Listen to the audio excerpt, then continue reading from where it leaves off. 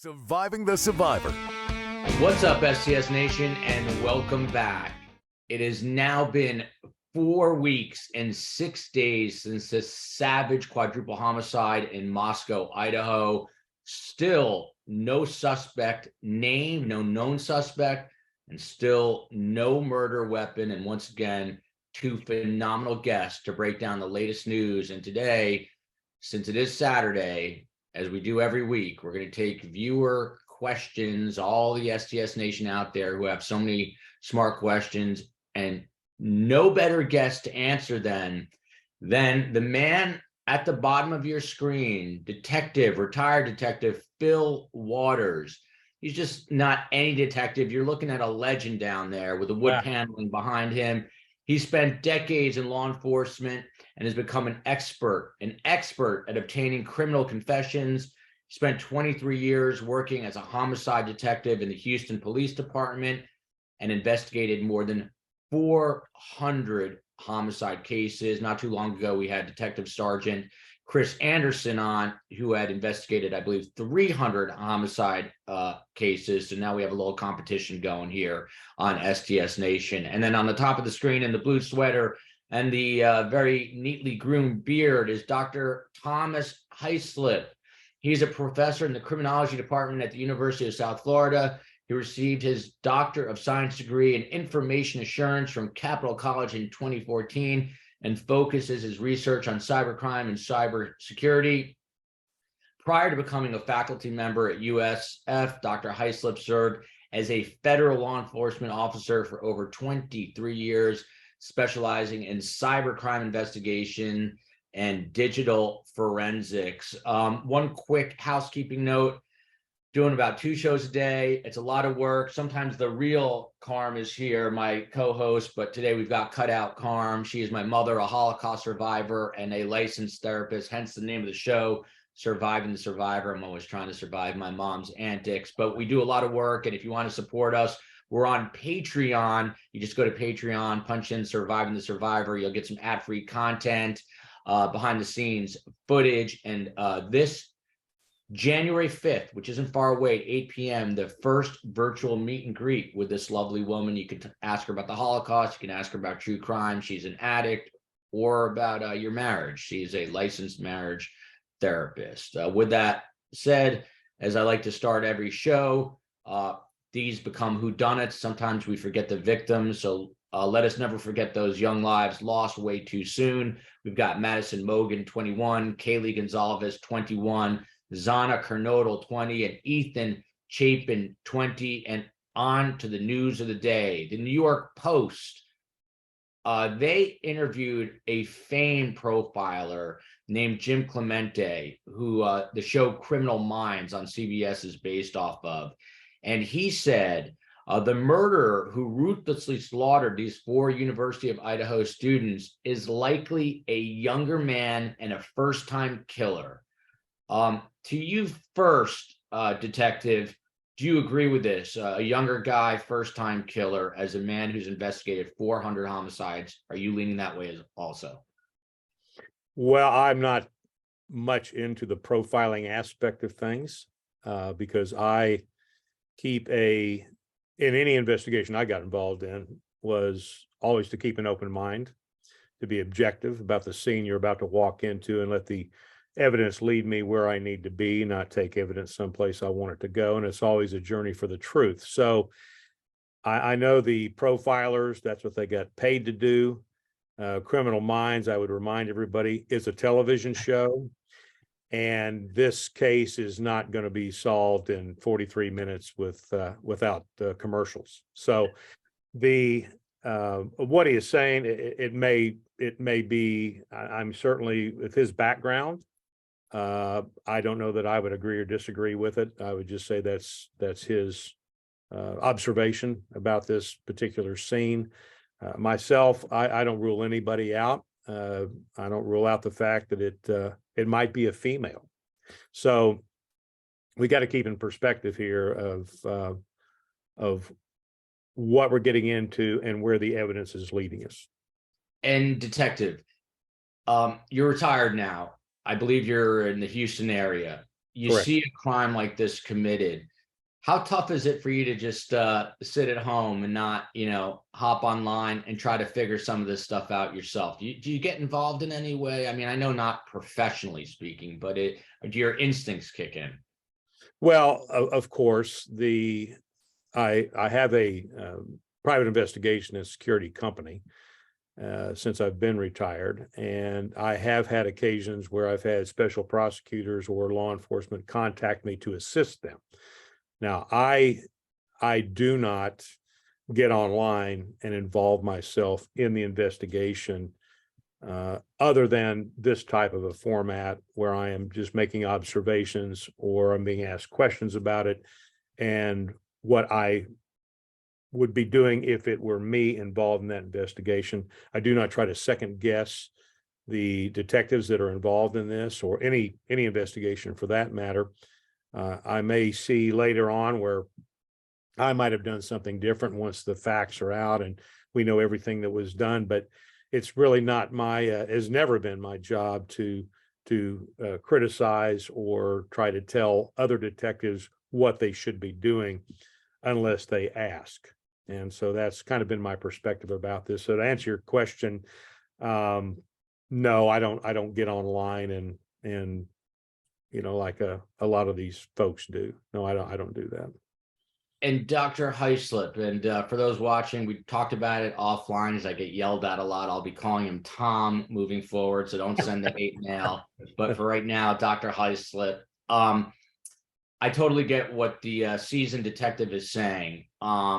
But there is a world of profiling. You're a criminologist, so you study, crime. Jim Clemente, this famed profiler, went on to say, this is an extremely risky crime for the offender unless he knows one or more of the victims or he's been stalking one of them. And he goes on to say, going into an occupied dwelling with 6 young adults, any of whom could have had a knife or a gun or a cell phone to call the police, is extremely risky unless you know the circumstances inside. What do you make of his assessment? And again, keeping in mind that he is a profiler here.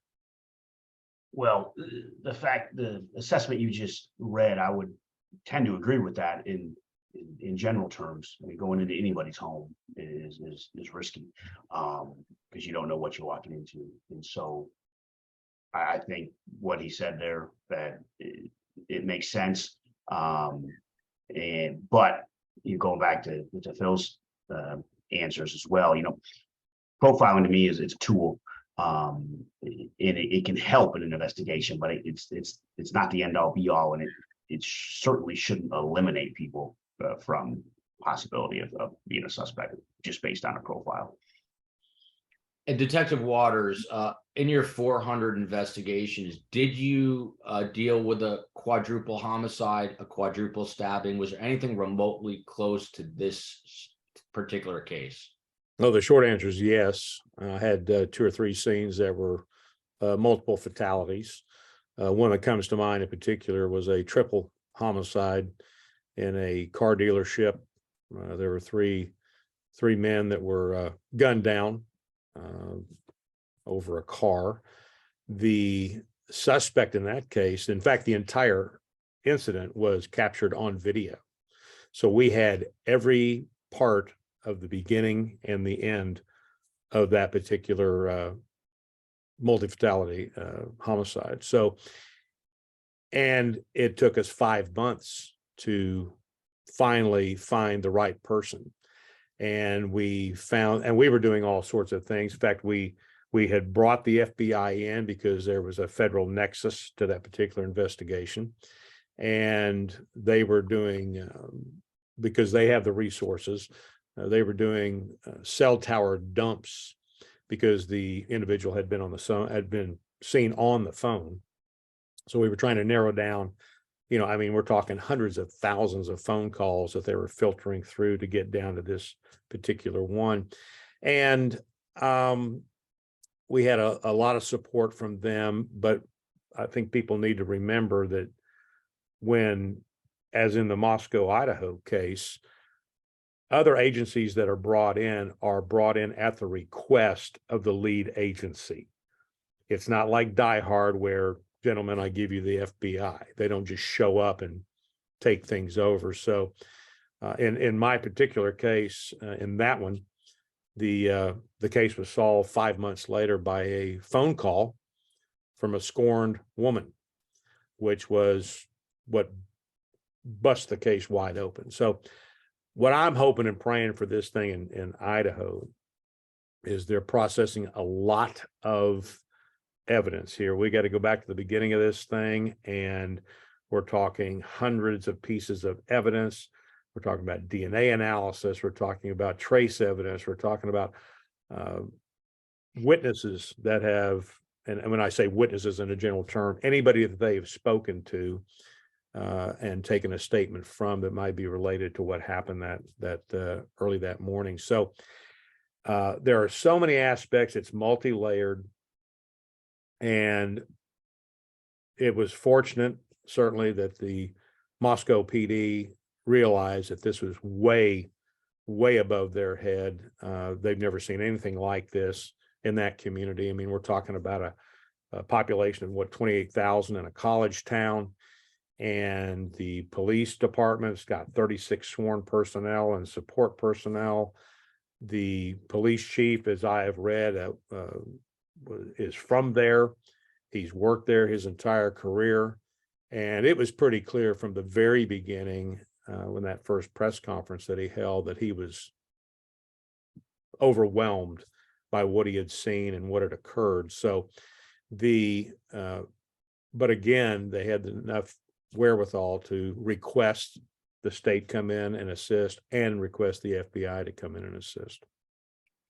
And it is a really massive undertaking to organize all that. We had a former FBI special agent on the program yesterday named Jennifer Coffindoffer, and she was talking about the logistics between the FBI, state, and local authorities, and a massive undertaking. So for full disclosure, I know Brian Enton really well, a reporter who made his name on the Brian Laundrie case not too long ago. And he is reporting in Moscow, Idaho, that there's a vape shop there. There's been a lot of talk about video surveillance in the last couple of days, but there was a vape shop that allegedly had video, but the police in Moscow came 9 days after the fact. And by the time they arrived there, the video automatically deletes itself and it wasn't retrievable. So back to you, detective, and then I'll get the doctor's take as well. How important is video in this case? And was that a mistake, or people just Monday quarterbacking this now? The fact that this video was deleted, is it something that they should have retrieved almost immediately? Your take. Well, in a perfect world, they would have been right there at the right moment and retrieved that video. My own experience, that just doesn't always happen. And yes, there's a lot of these systems that some of them override themselves in 30 days, 60 days, 90 days, some of them in 48 hours. So to say that the Moscow PD got to that location 9 days later, and unfortunately the video had been overridden, that is something that happens in the course of an investigation. I mean, these things don't happen in a vacuum. And I said from the very beginning that what I would be doing and that sounds to me that is exactly what they have been doing, is going out and trying to capture video anywhere that they come upon that may have some probative evidence, involved in it. So to say that we don't know at what point this particular location came up on the horizon and said, man, we need to go check that location. So what it tells me is they are doing what they need to be doing. They are performing their due diligence. They are following the leads as they get them. And sometimes this is the way it works out. I've had numerous investigations where we got to a place and video, if we'd have just gotten there a day earlier, if we'd have gotten there 6 hours earlier, we would have retrieved it, but that's just not the way it worked out. So I think the criticism that I'm seeing with this investigation on the interwebs is unfounded. I think it's a lot of people just talking about things they don't know anything about. Everyone's an expert unless you actually investigated 400 homicides. Then you're really an expert. So you have I would tell you, Joel, the expert thing in court, in civil court, I am an expert, but in terms of my experience, an expert in interviewing and that kind of thing, I never tout myself as that, because number one, interviewing is a pseudoscience. And so I cannot be called into court as an expert regarding interviewing or interrogation because of that, because of the nature of it. So I will say I'm a well-experienced homicide detective and interviewer. That's a humble Texan right there. Dr. Tom, on to you. So this, I think, is important. We discussed it a little bit, but I just want to reiterate it. So Moscow police put out a bolo last week for this white Hyundai Elantra between the years 2011 to 2013, and then came out this week and said that they have a list of 22,000 registered cars that match that description. To you, as a former investigator and now a doctor in this, in criminology, how important is this vehicle? How important is it for law enforcement to find it, Dr. Tom? Well, not knowing everything else they are running down lead wise, this is one credible lead that, you know, in my opinion, needs to be followed up on. The problem is the manpower aspect, you know, in really the CSI effect that all the country has now, watching these TV shows. They think stuff happens, you know, within an hour. I've imagined they're going to be sending out, you know, lead requests to all these other different agencies wherever these cars are registered and located, and go out and interview the drivers, the owners, and find out where that car was at the time of the murders. And they'll hopefully, you know, find all of them, but, you know, out of 20,000, they may not. You know, the car could be registered in Iowa, but they're in Texas working. You know, it may take a long time to find every one of those cars, but it is a good lead that needs to be followed up on, and then they're going to be requesting the help of many different agencies, I'm sure. And Detective Waters, now I'm getting confused. Detective Waters, I would be remiss if I didn't ask, because of the wealth of experience you have. So we're basically 4 weeks, 6 days into this case. It's not solved. If obviously this is a hypothetical, you're the lead investigator, let's say, what are you doing right now if you're trying to solve this? Just walk us through a day or your mindset if you're the lead investigator and you're trying to piece this all together. Well, there's going to be a lot of delegation just because of the scope of the investigation. But if I'm the lead guy on it, the first thing we're going to do is process that scene. We're going to gather all the evidence we possibly can. And in this case, we may have to go back and revisit that scene several times in case we miss something or something comes to light later on. Once we've processed that scene, we've gathered that evidence, and of course that evidence has to go out for processing, and that doesn't happen overnight as well. That's a lengthy process, and we don't, in the blood, in this particular scene, the blood evidence is so massive that it is going to be critical that we're able to, those people doing the DNA analysis are getting with those detectives and trying to determine where the most probative evidence lies, because we don't know if that, in my experience, when you have an edged weapon used, and in this case, it's some kind of a frantic application of that weapon. And in most knife homicides, that's what you find. And in my experience, I have found that the suspect will cut themselves in the process. And so then it becomes a matter of, is that one drop of blood that's kind of away from everything else, or maybe there's a drop of blood that's showing the exit from the structure. Does that belong to, is that transfer from one of the victims, or does that belong to the suspect? So there are so many things, there's so many moving parts in an investigation like this, that those things have to be delegated, of course. Then we're going to be talking about witnesses. Who did we contact? We do the canvass. Did we talk to everybody that was in that area? And then do we have other witnesses that we can go talk to that we've been led to through tips? I mean, they received, at least the last count I heard, was something like over 6,500 tips coming over the phone, over the web, over emails.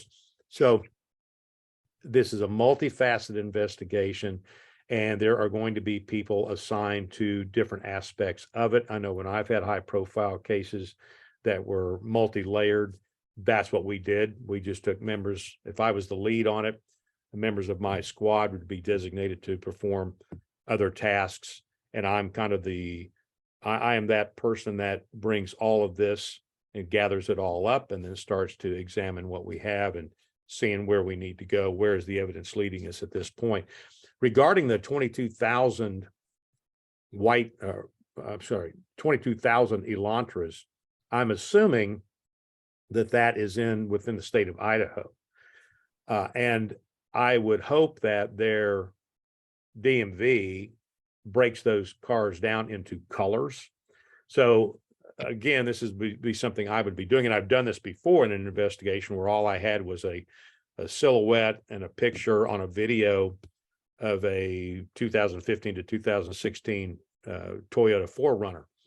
And we didn't know that's what it was at the time. I went to CarMax and I put together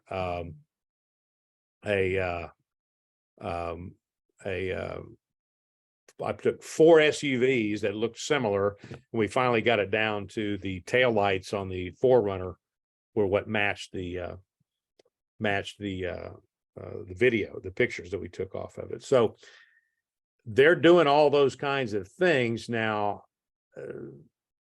I would hope that, again, that they've got them broken down into color, so that would start to pare down the vehicles that they're trying to locate. I was kind of shocked that there were 22,000 white Hyundai Elantras in the registered in that area, but that's usually what happens in these kinds of things, and you have to. It becomes very tedious, but you have to do those things and start to eliminate certain aspects to get you to the place you need to be.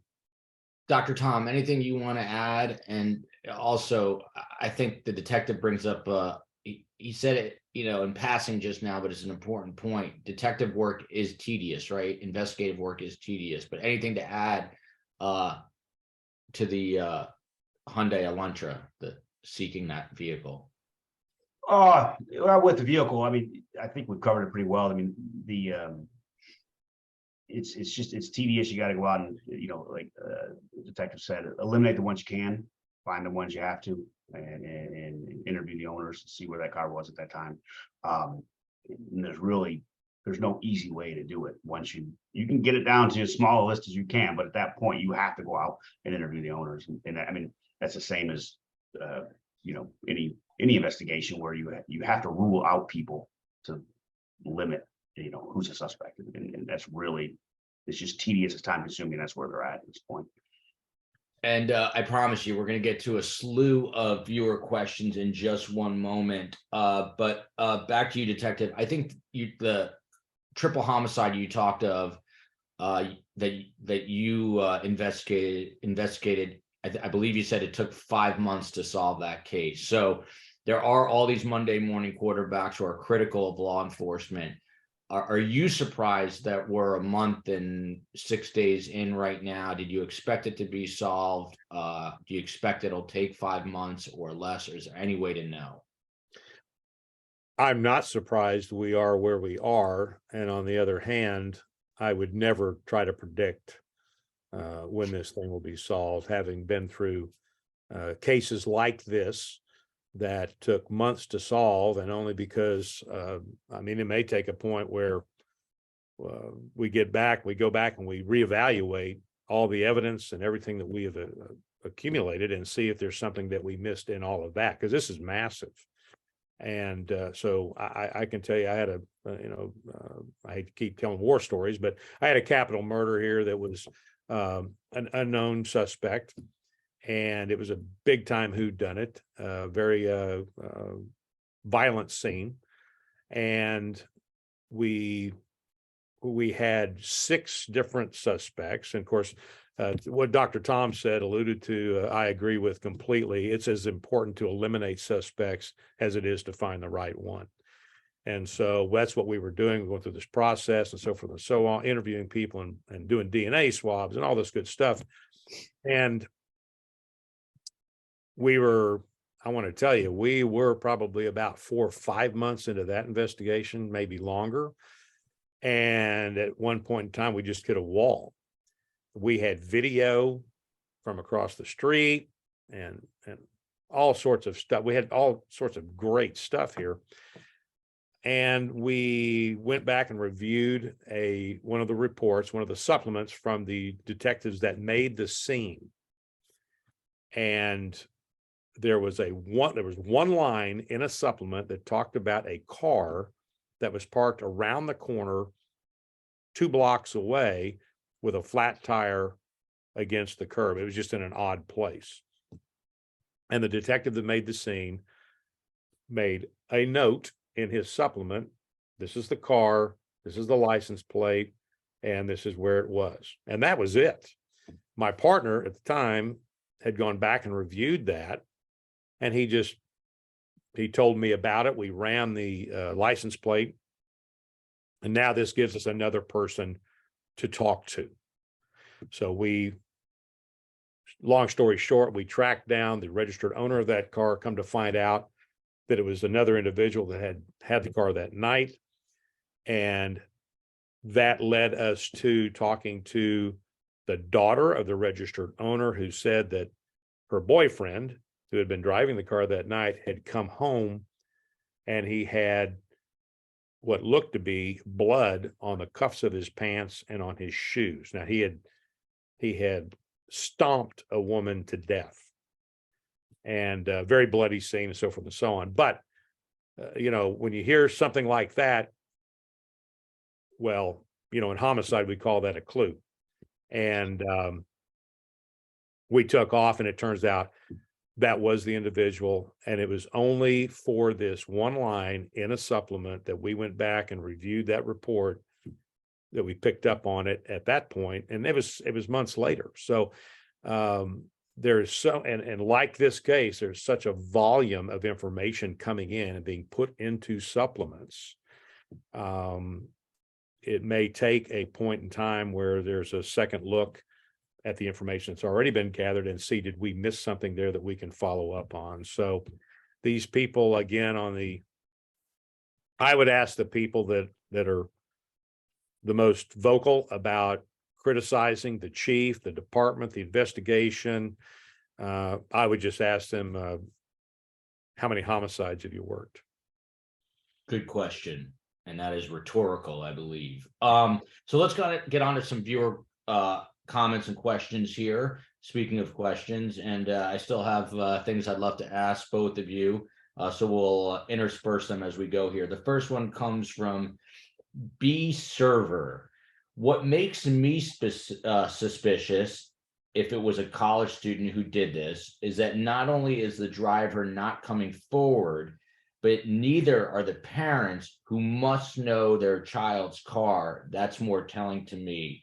Dr. Tom, they're making assumptions here, but anything to this that maybe, and this goes back to the Brian Laundrie case where the parents were sort of covering for him. Anything to this? Are you curious? Does this make any sense to you? I see the question they're asking, but in reality, I mean, if your roommate has a white Elantra, you can call the tip line, I guess, and tell them. Parents, it's hard to say in a college town. If you're not paying attention to this and following this, you might not even have heard that they're looking for a white Elantra. So I'd hate to throw the parents in the a conspiracy that they're covering for this person, just because they didn't call the tip line and say my child has a white Elantra, goes to college there. So yes, it's great if you know somebody that lives there and has a white Elantra, but if they're there and they're registered, the police are already going to have that through the DMV. So it's a, I understand what they're saying, but I really don't think it holds a lot of water. My beautiful mother over my left shoulder, the real one yesterday on the show, not the cardboard cutout version, posed a question to investigators and said, couldn't this person have just painted the car?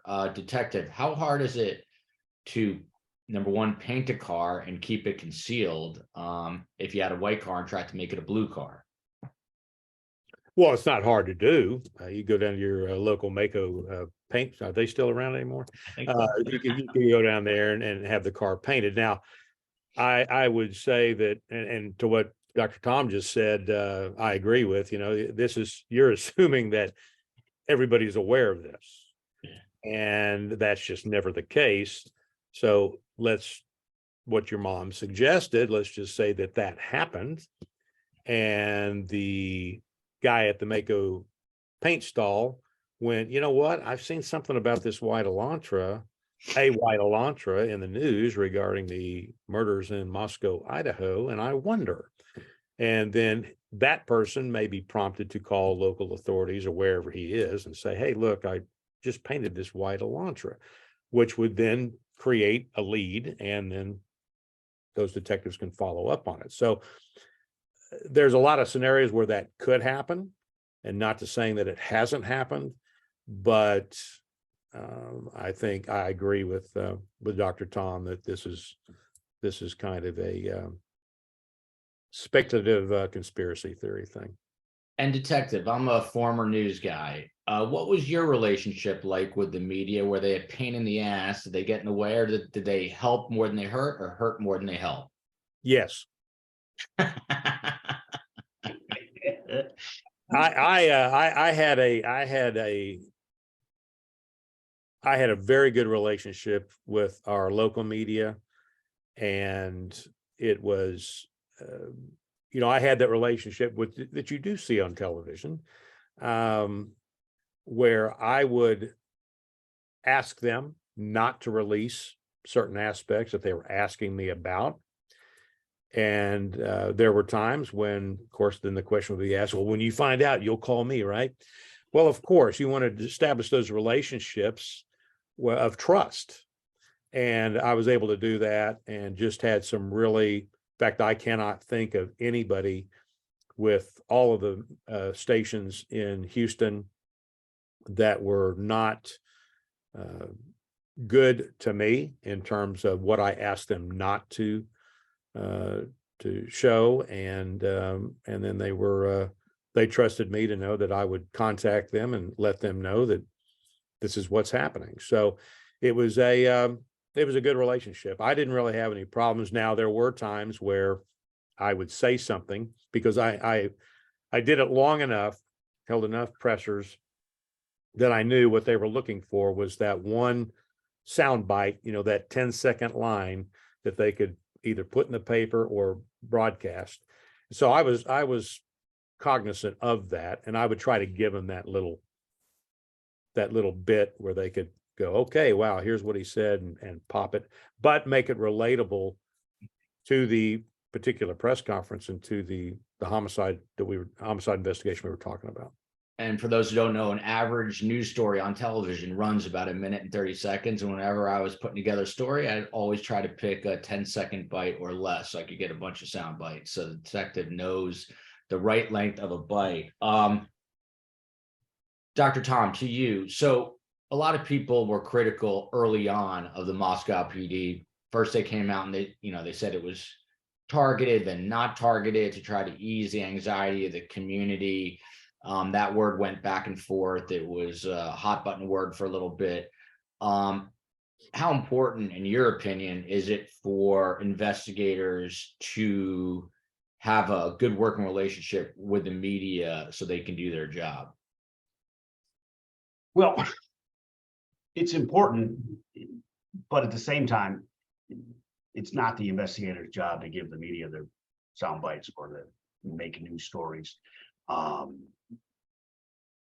at the same time, you need to have a relationship so that the media isn't running counterintuitive information, which can, if they pick up a rumor from somebody, gives them bad information, and they put out, oh, we think it was, 5'10" white guy, 23 years old, and now everybody's looking for this guy, and that's not right. See, you got to have the relationship, so if they can at least, hey, we heard this, is there any truth to it? You can try to minimize the erroneous reporting. I think that's the most important part of it. And you give them what you can, but at the same time, you can't jeopardize your case. And so it's good to have a relationship, but you got to keep an arm's length. You keep it professional. And there are times where they can assist you, right? You can, if you have a certain piece you want to get out, you can use the media to get that piece out. But other than that, you'll see, a lot of agencies are pretty standoffish about what they give out because of that. You can't jeopardize your investigation just to appease the press, appease the public, because the investigation is the most important thing. And if you mess it up, suspect could go free for whatever reason if you give out some information or evidence goes bad or whatever the case may be. So you got to be real careful about what you give them. Back to the comments here. Bundy data. Drones over water places such as cow ponds, retention ponds, they maybe ditch the car, ? Some old barn out here, we don't know the real facts, like why are they looking for that car? So we're still on this car, but detective, would you throw drones up to look for this thing or look for anything else? That's a modern tool, right? In investigative work, a drone, detective. I think that's another, certainly another resource that can be used. I don't know that I would just arbitrarily say, oh yeah, let's put a drone in the air. I think if we have some evidence that would lead to that being a benefit of some kind, then we might want to try that. I think that since they brought up the topic of drones and we've got the feds involved in this, I might even want to ask the question, do we have any possibility of any satellite footage in the area at that time? And is there any way we can access that? So there's a lot of technological aspects that in this particular case, because Idaho is such a wide open expanse of territory, that might be something that might be looked into, certainly. You always do think of the TV shows, the FBI shows, and it's so glamorized. You see detectives with a gun in the holster and they're running. How much of your day, detective, when you're working a big case, are you running around with your gun and your badge? And how much of your day are you actually sitting at your headquarters, police headquarters, on a computer or looking through files or reading reports? What's the ratio? Well, I've always said, people have asked me, what's the television show that most reflects a detective work? And I always tell them it's Barney Miller, but which kind of dates me, I guess, right? I was going to say 90% of the people won't know what that is. Yeah, I won't know what that is, but they can see it on FETV every night. So I can tell you that because I watch it myself. But you know what? It kind of depends on the case you're working on. I can tell you that when I was on the one of the original members of the the gang murder squad in Houston, back when the Catricians came over to Houston, and we cranked up because our homicide rate went through the roof. So we put a squad together that was addressing those homicides and gang homicides, so gang-related homicides. And I can tell you, in those days, we were carrying. Now we had a homicide division that had, at that time, I want to tell you, probably in excess of 80 homicide detectives over 3 shifts, and we worked in pairs. We were broken down into squads and worked in pairs. And I can tell you that my partner and I, at that time, we were carrying 2 or 3 scenes, 2 or 3 cases a month, which is a lot. And we were in the field I would tell you probably 60% of the time, we would come in the morning, we would put together the cases we were working. This is where we're going to go. This is what we're going to do. If we crash on this particular case, then we move on to the next one, we go there. So in those days, we were in the field a lot. Now, I would say in a typical, this is probably not the right word, but in a more normal situation in a homicide division, you're going to spend a lot of time in the office at your computer, processing, looking through the evidence, looking through the crime scene photos, looking through the video of the crime scene to try to process your investigation to see where you need to go. And then you head that way. So I wouldn't be able to put a percentage necessarily of time in the office versus time in the field. It's all dependent on the investigation and how many you have going at the time. And I think most people think that detectives, at least in homicide, we come in the morning and the first thing we have to determine is where do we go for breakfast? And then we go to breakfast and then we come back and then we talk about a couple of cases and then we have to determine where we're going to go for lunch. And then we go to lunch and then we come back and we talk a little bit more about the cases and then we go home and then we come back and we start the same process over the next day. But it's not really like that. It's an ebb and flow. I would say would probably be the best way to describe detective work in homicide. And what you described in Texas there, I'm in Miami, sounds like the cocaine cowboy days here in the 80s with the drug runners, where there were, I know in the news division, because I reported here at one point, they wouldn't even go out and cover a double homicide sometimes in the 80s. It had to be a triple or a quadruple or more in Miami during those drug days. But we have so many comments. I want to try to get through a bunch here. This one comes from Carl Thomas, and we'll throw this one to Professor Tom. All murder plots need a startup. In this case, Xana Kernodle's argument confirmed by her father with a man 1 week before the murders. Hence the lock change. The Kernodle family has kept a low profile. Question: does the father know the name of this man? Hence staying under wraps for safety reasons. I'll be honest, I don't know for a fact that this was confirmed by the father, but I do know that the father changed the locks in the home about a week before the murder. How important is this, Dr. Tom, in your opinion? Well, it's obviously a solid lead. You have to follow up and have to interview that person if the father knows who it is. If there was an argument, one thing we haven't talked about much today is the digital evidence, and there was an argument. There's probably some digital evidence of that argument that could show the argument, potentially identify the person she was arguing with, and then then it goes back to detective work. You got to go out and interview the person. Establish a timeline, verify if he has an alibi, and either eliminate him or add him to the suspect list and really start to dig into his timeline and where he was. Yeah, it could be a solid lead. I'm not fully aware of the details, obviously, other than what you just said. So it's hard to say more than that. Paul Ways Learning 8573. This comment is the killer is probably loving that his evil and cowardly act has caused so much attention. Real tough guy attacking people when they are asleep in bed. One of life's real wimps. Detective, you want to comment on that? And also, you're one of the masters of eliciting confessions. What are killers often like once you crack them? Are they wimps? Well, they're all different. I will tell you that. Some of them are, to use the term, some of them are badasses. Some of them are evil people.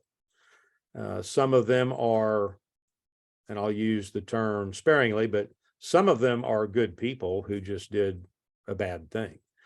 I've looked at both in that interview room, and that is what determines the approach to the interview, is what type of person are you speaking with? And that will delineate the difference between whether you're going to be talking to a sociopath or are we going to be talking to a psychopath? And so I have always used the definition of the two. The difference between the two is a sociopath is a person that's going to feel justified in what they did. They went out and they did it and felt like that person deserved what happened to them, what they did to them. Then the psychopath is going to be a person who commits a sociopathic act, but they actually enjoy what they're doing. Now, to this comment that's been made here, this guy's relishing the notoriety and that kind of thing. That may be true, but that remains to be seen at this point. We won't know until we know, right? So, I would say that these people that have committed this kind of an act, which was obviously sociopathic in nature, they are typical. They're going to be narcissists. They're going to be people that are very self-absorbed, and something happened between them and their victim that set whatever this thing was that set it off and caused them to go out and take their lives by an act of violence. So I think there's some credibility what the viewers commented about, but I wouldn't paint this particular event in that broad of a brush at this point. Detective, is there I know you mentioned you had high profile cases. Is there a singular high profile case, one that you always go to as the case that you handled? Well, yes, and it was the scene that I never wanted to make, and that was the scene of a police officer that had been murdered in the line of duty, and it was a friend of mine. And so that was one of those moments that I had to, and that was a collective effort, of course, and that was an entire squad. In fact, we had 2 squads involved in that, up to 20 detectives involved in that investigation. The assailant was on the run. We ended up catching him, and I worked the scene of where he was hiding out and collected that evidence and so forth and so on.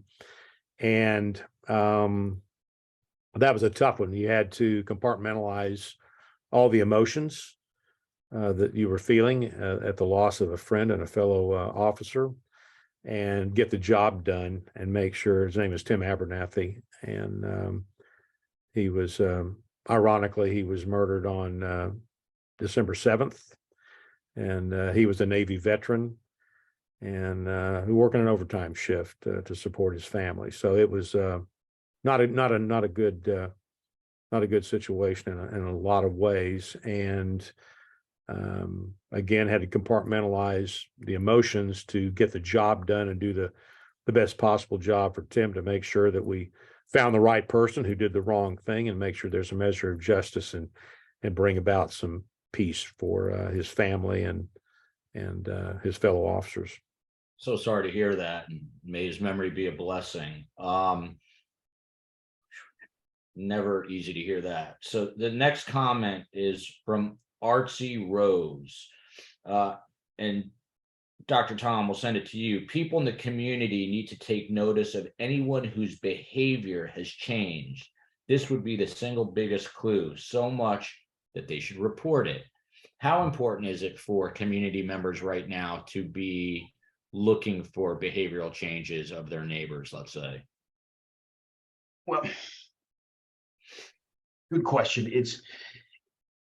It's important. The problem that I see with it is this is a small community that's in shock right now.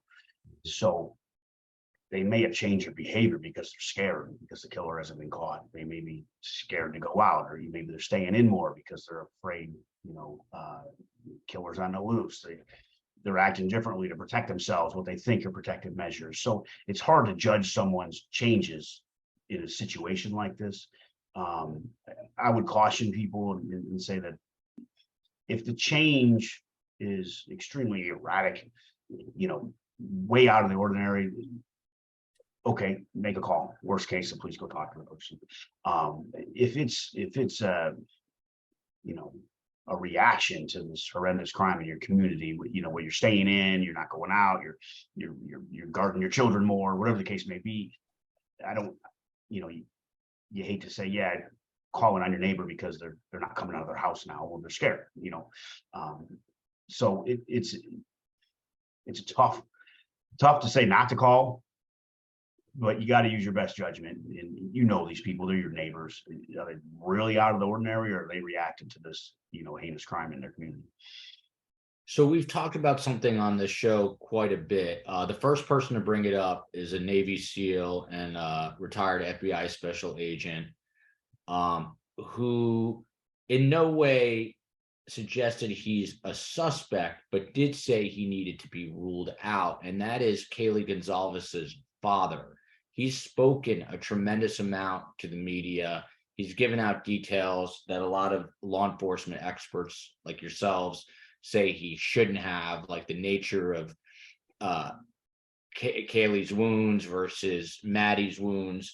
So this comment is in regards to that. It comes from Cookie Karowski and says, why can't the cops give Kaylee's family, because the mother also and the mother just spoke to the Today Show of all people or shows, and the daughter has spoken too. So the commenter says, why can't the cops give Kaylee's family a gag order about this case? And then another commenter says, and producers should stop inviting them onto their shows. It's despicable. I can tell you firsthand, there's not a morning show producer who's going to do that because it's good for ratings.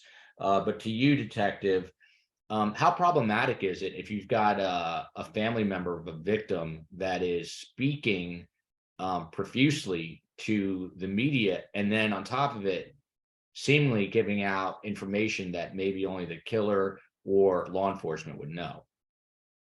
Well, it is problematic. I've had a couple of cases where that occurred, and it is very, very difficult to rein in a family member that has been so crushed by an event like this. And it has to be handled in an empathetic way and a compassionate way. I can tell you that I do know how Kaylee's father is feeling, because of my own experience in dealing with family members over the years for just these types of events. And I have 2 daughters and a son, so I can understand. But on the law enforcement side of this thing, it does not assist the investigation. Sometimes it could be a hindrance to the investigation for a family member to get up in front of these microphones and start talking. Now, I have noticed in the last maybe couple of weeks that seems to have been ratcheted back quite a bit.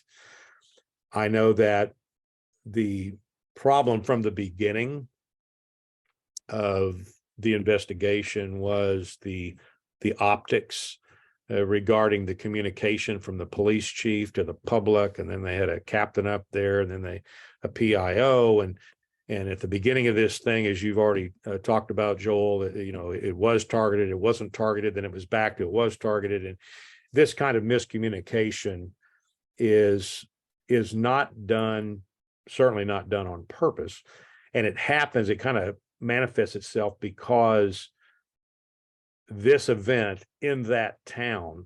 Look, you've got a town that for the last 15 years has had 7 homicides. Now they have on one night, they have 4. And it is a most gruesome scene. So the chief at that first presser was obviously overwhelmed in many different ways. And it became, and I've said this before, it's not a criticism of him, but it is something that he has never experienced, and he just doesn't have the tools to go out and deal with the public and the media in the way that people with more experience would have. I know in my department, if we had a high profile scene, the chief might come down to the presser and then say a few words and then turn it over to the detectives, or the captain of the homicide division may come down and relay some things and then turn it over to the detectives to answer those questions directly. And then if there was a question that was asked that needed to be answered by the chief or answered by the captain, then they would step up and answer that question and turn it back over. So there's a way to do these things. And Joel, you're well familiar with it, about the public and the optics of the information that's given and how it's given to the media and to the public. And all these things, and especially the relationship with the families. I know that when I had a high profile scene where there were a lot of family members present, and one of them was just overcome with emotion and was kind of got out of control at the scene. And so what I determined then, and I had several of them coming up to me and wanting to talk and this and that, what I did there was I found someone that was not a family member, but he was very close to the family. And I used him to be the liaison between myself and the family. That way I can communicate with him. I don't get bombarded with a bunch of different people with a bunch of different questions. Those can be filtered through him to me. And I can give him the response and he can take it back. Now, there was a point in time when, and that worked.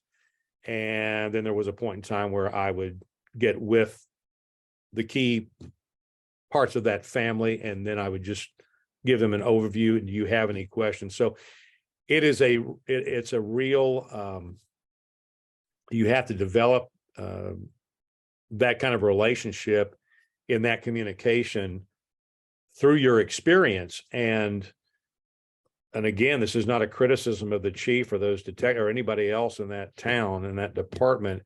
It's just, this is what has happened.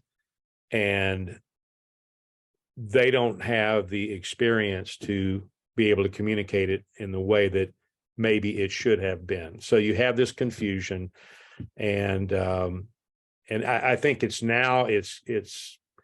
kind of smoothed its way out a little bit. I think the communication is getting better. People may not like it because they're not being transparent. I hate that word, being transparent. Are you kidding me?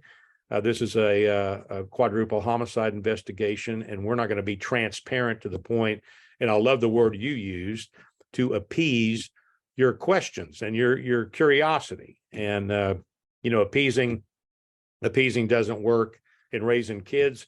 It doesn't work in fighting wars, and it sure doesn't work in trying to appease a bunch of people that have watched a bunch of crime shows on television and want the answers given to them. Good point, Detective. I'm going to try to get through a few more of these because these two gentlemen are fantastic, and I know you want your comments addressed. This one comes from Susanna Sunnybrook. And we'll throw this to you, Dr. Tom. The murderer could also, this comment comes up because there have been a lot of questions about blood trails or lack thereof from the crime scene. So commenter writes, the murderer could also have worn zip-up overalls, a kind you wear when you're spray painting inside a house. And once he was done, he just unzipped the overalls and placed it in a bag just before he left the house. No blood leaves the house on the murderer. Dr. Tom, is it as simple as something like that for why we're not hearing or seeing more about blood trails?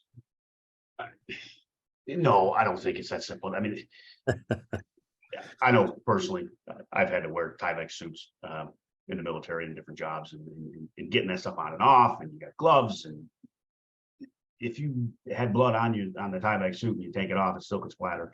You can still step in it. I mean, in theory, a perfect crime, sure, someone could potentially do that. But I mean, that's really a lot of pre-planning. It's got to go perfectly. So could it happen? Sure. I mean, anything could happen, but is it likely? Probably not. And you still run the risk, even if you take all those precautions as a killer, that you could still contaminate the scene when you take stuff off. You sweat, your hair, or whatever, you're taking stuff off, it falls on the ground, is an example.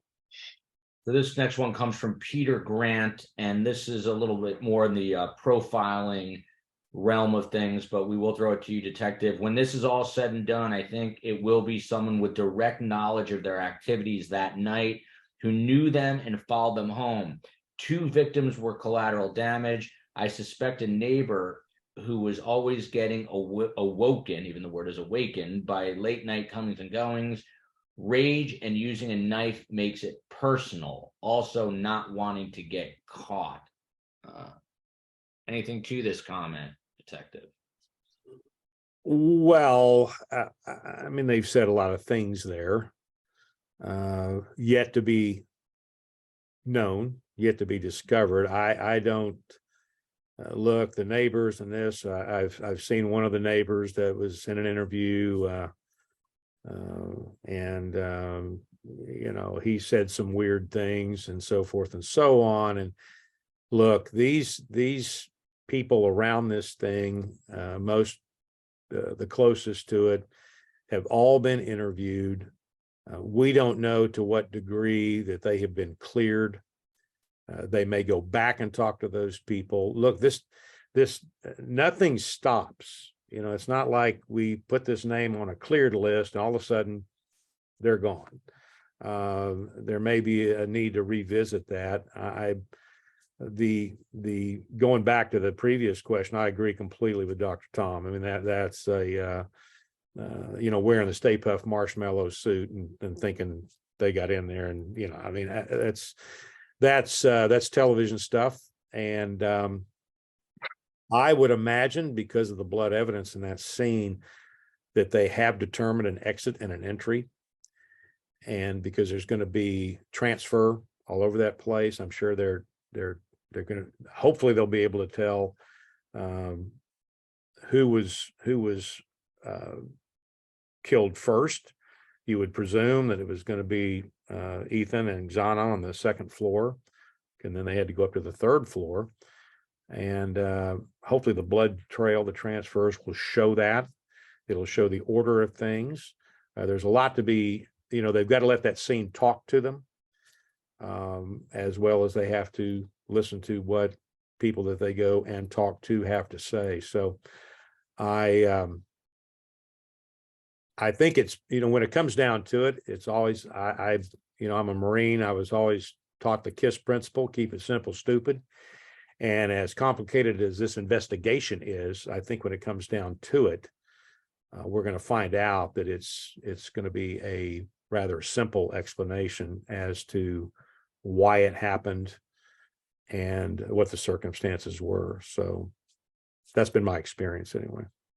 And thank you for your service as a Marine. Now, 2 more quick comments, and then we'll wrap it up. I know you guys have things to get to. This one comes from Moonboy 5851.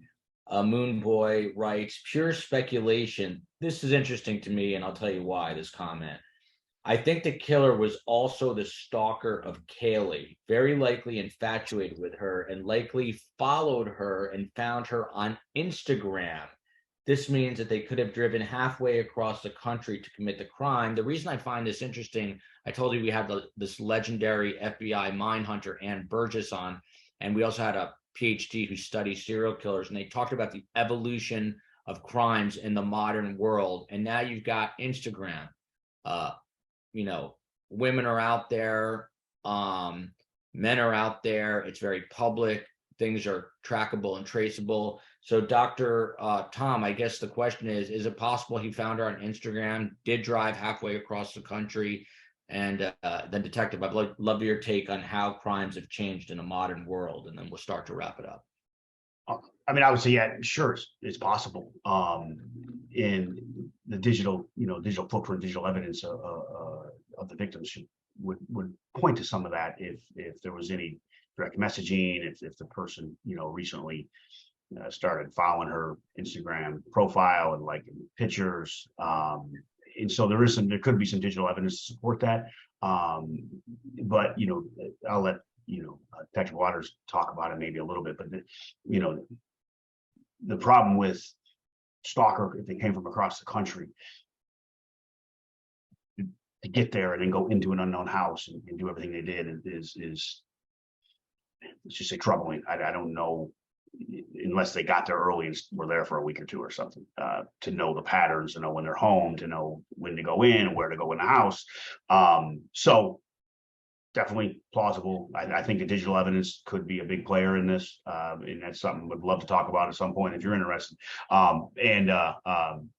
But yeah, when I definitely see that is plausible.